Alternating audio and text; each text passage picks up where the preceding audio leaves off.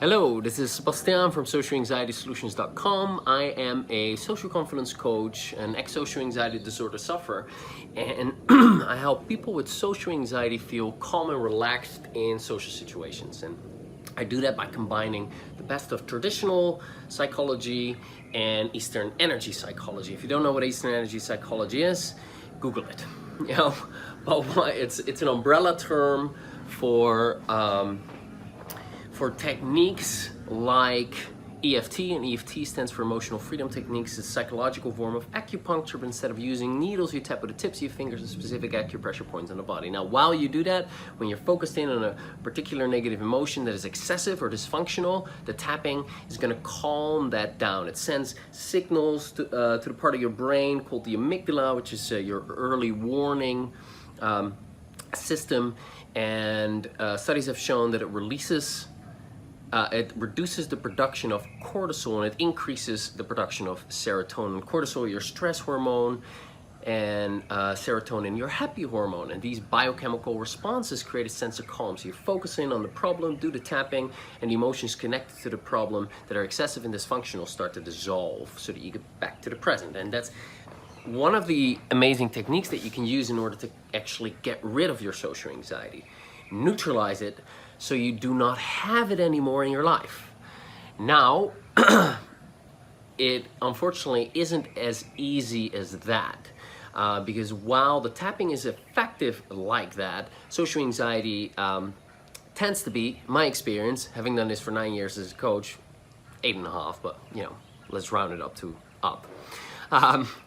In my experience, it tends to be a complex issue, and the tapping needs to be addressed to many aspects of the problem. And within the process of overcoming your social anxiety, there are a couple of keys that need to be addressed. And one key I want to talk about today, and that key is overcoming your subconscious resistance to change, your subconscious resistance to letting go of your anxiety. And you might say, well, what the hell? I want to get rid of this anxiety. It sucks. It bothers me. It limits me. I can't be myself socially. Can't make eye contact properly. I freeze up. I can't speak. There's a lump in my throat. My heart starts to race. My stomach gets upset. I start to sweat. Whatever it is for you, I know it's limiting you, but that's your conscious desire. You have a conscious mind and you have a subconscious mind, and your conscious mind is in charge about 5% of the day. Your subconscious mind is in charge 95% of the day. So if you consciously want to overcome your social anxiety, that's great. But if 95% of you, if your subconscious is a no to you overcoming your social anxiety, and your subconscious is in charge 95% of the day, which it is, guess what's going to happen? You might be able to make some changes, but the changes won't last, if you're even able to make changes. Because when the subconscious is resistant to you wanting to achieve something consciously, it's going to sabotage you. Well, how do you know you're dealing with sabotage? You just feel tired when you're about to do some things to overcome your social anxiety, or you're working on the wrong things at the wrong time, or you keep postponing, or long pause. I should think of something else now. What else does it do? It makes you lose focus. Come up with plans and then not act on them. Procrastinate. A wide variety of things, and those things are actually like evidence that you're not 100% yes to making that change. I can remember I would make all these plans to overcome my social anxiety, but then when it would come to it, I'm like, I'm too tired. Well, I'll just do it next time, or I'll let me just first watch this TV program, or let me read this thing first, or I haven't prepared enough yet, or that won't work for me anyway, or whatever. Like, all of that is just part of your subconscious sabotaging you to take the right action in order to overcome your social anxiety. So even when you have a tool like tapping, if you don't overcome the subconscious resistance to change, you will either only get temporary results, or you won't be able to make changes at all. Now, when you're doing your tapping, so when you're doing this EFT, you'll know that you'll have resistance because the intensity is not dropping anymore. So you focus on something and you do your tapping, and what normally happens in most cases when there's no resistance, your intensity starts to drop. But if it's not dropping, in most cases it's like there's resistance to letting go of it. Now, this, when I found out about this, was quite revelatory to me. By then I already started working with clients. It was in early stages, maybe my first 2 clients or something, and I would work with them. And in the whole EFT tapping world, the common understanding is you tune into a feeling, you ask yourself what that feeling reminds you of. That feeling reminds you of an earlier experience in life, somewhere in your childhood most likely. That's where the origin of that feeling comes from, and it just gets re-triggered into here and now, over and over and over. So you go back to that childhood experience, you clear it up, and then you go back to that original feeling that you were working on, and then you'll find that, like, hey, it's not bothering me as much anymore, or it doesn't bother me anymore at all. The feeling is neutralized because the origin of the feeling has been cleared.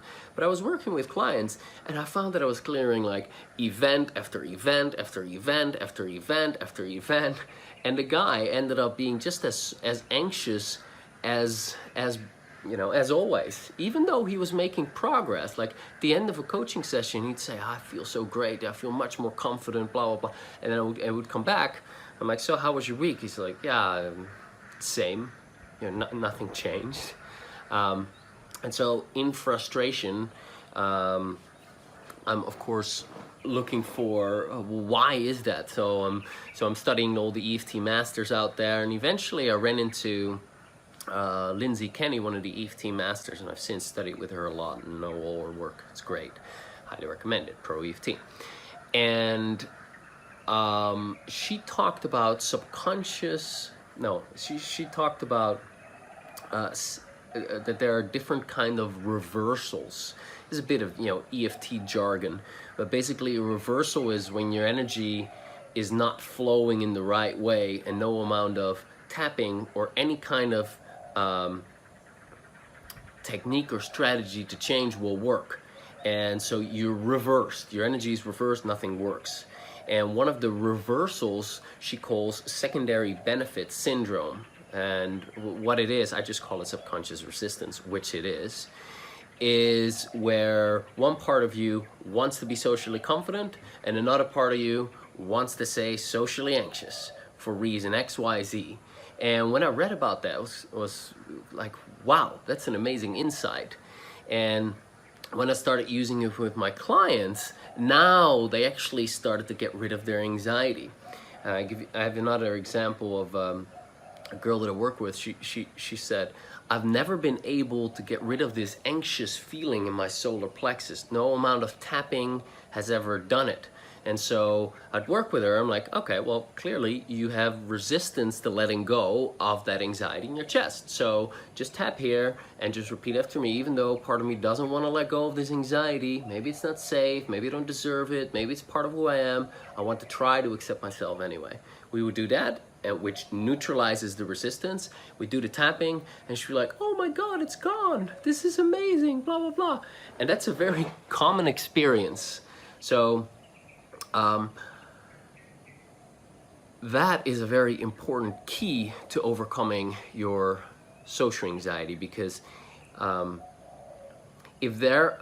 see it like this, you know, you have your conscious mind, say that this is your conscious mind, and you have your subconscious mind. It might be a bubble underneath here. So in that conscious mind of yours, there's a big yes, the social confidence. But if in the subconscious there is a no, or there are several no's, then, you know, consciously you want to go to social confidence, say that social confidence is here, but subconsciously you're not going to go there, because 95% of the time it's in charge. So you might go there a bit, but then the subconscious goes back. You might go there a bit, but the subconscious pulls you back.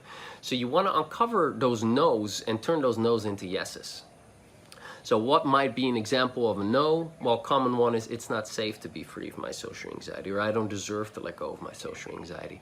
Or there might be like, well, if I let go of my social anxiety, then there will be a lot more pressure on me and I won't be able to handle that, or I don't want to deal with that. And often that's not a conscious choice, but that's somewhere in your subconscious. And so that needs to be addressed, and it can be addressed with tapping. It takes a bit of persistence, takes a bit of work, but it's not difficult. And to deepen your understanding about subconscious resistance some more, I'm actually going to read to you one of the, I'm not sure if it's the original article, I doubt it actually, but because that's a long time ago, but, and I don't know how old this article is. Anyway, I'm going to read to you part of the article from Lindsay Kenny about secondary benefit syndrome, because she gives an example of a woman who, of women who want to lose weight, who are dealing with the subconscious resistance to letting go and keeping off the weight. And when you, I think when you see it with a different condition than social anxiety, it starts to make more sense to you. Now, I'll come back to this in more detail later, but here we go. All right, so here's me reading. The second type of reversal I call SBS, or secondary benefit syndrome. This type of reversal occurs when the subconscious mind perceives that it is better or safer to keep an issue like negative emotions, chronic pain, extra weight, or a bad habit, rather than to eliminate it. And you can include social anxiety there. Since this is seldom a conscious choice, most people will initially disagree with you if you tell them that they actually want to keep their problem or issue. Of course, they don't consciously want to stay emotionally or physically in pain, but the subconscious is a powerful entity, usually exhibiting dominance over our conscious desires, except for the 5% of the time. An example that's easy for most people to understand is the secondary benefit syndrome for people with weight issues. Even though consciously someone may desperately want to lose that extra 50 pounds, their subconscious may be thinking otherwise. And here's some examples of what the subconscious might be thinking. What if I lose the weight, and this is the subconscious thinking, what if I lose the weight and I still don't get that promotion I want? What if I lose the weight and I still don't have many friends? What if I lose the weight and I'm still not pretty? What if I lose the weight and I'll be so pretty that I might get raped again? What if I lose the weight and I feel deprived of all the foods I love? What if I lose the weight and I still don't find the relationship that I yearn for? What if I lose the weight and my chubby friends start resenting me? What if I lose the weight and my clothes won't fit and I can't afford a new wardrobe? What if I lose the weight and my skin gets all saggy? What if I lose the weight and I'll get too much attention? What if I lose the weight and my life still sucks? For someone who has carried around extra weight, trauma, chronic pain, or a phobia for years, it becomes a part of his or her personality, or even his or her identity. To lose the problem could, to their non-rational subconscious mind, be very threatening. For instance, and here we go. If I get over this issue, I won't have an excuse anymore for my life not working. Or if I get over this issue, I may not know who I am anymore. If I get over this issue, I won't know how to act as a functional, non-victim person. What if I get over this issue and I won't get the attention or sympathy that I get now? All right, we'll cut it off there. I'll ask Rachel to link this below this video so you can read the full article. But see how you can relate to that, if I get over my social anxiety, then what? What might be a consequence for you? What might be a downside of it? Will there be higher expectations on you? What will you have to do that you don't want to do? What might be problematic if social anxiety is no longer a thing in your life? And sometimes this is just one thing and it's pretty easy to turn around, and sometimes it's a whole bunch of things. So it's a whole bunch of no's in your subconscious, and all of them need to be turned around to yeses. And common thing for people as well is like, well, who am I gonna be when I no longer have this social anxiety? I think about it all the time. It's obsessive. I can't get it out of my mind. What am I gonna think about then? Who am I gonna be? How am I gonna act? What's gonna happen? There's the fear of the unknown. And the subconscious wants to keep things the same, wants to keep things as they are, because you can keep control. Right? That's another one, a big one. What if I lose control when I don't have social anxiety? What if it's gone and it will come back? So I've talked about this before. I've talked about it now again, and I will talk about it in the future in a lot more detail with a lot clearer examples. But just wanted to talk about this key to overcoming social anxiety today. Now, if you have any questions about this, post them in the video below. And if you don't yet have my Social Confidence Starter Kit, where I teach you the tapping in a bit more detail, and you're not on my email list yet, where I talk about subconscious resistance with examples from clients, former clients, go to my website, socialanxietysolutions.com, click on Overcome Social Anxiety, and you can get it there for free. 12 videos, I guide you through it, teach you some amazing things, and go there. Or click on the link below this video. Man, it's gonna be a lot of links. All right, so I hope this has been helpful.